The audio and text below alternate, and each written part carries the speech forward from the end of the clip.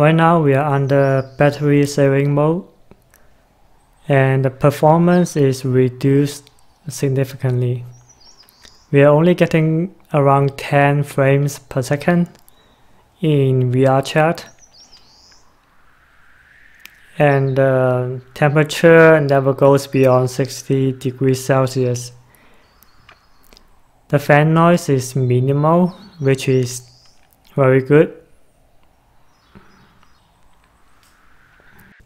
And then we are switching over to the regular mode.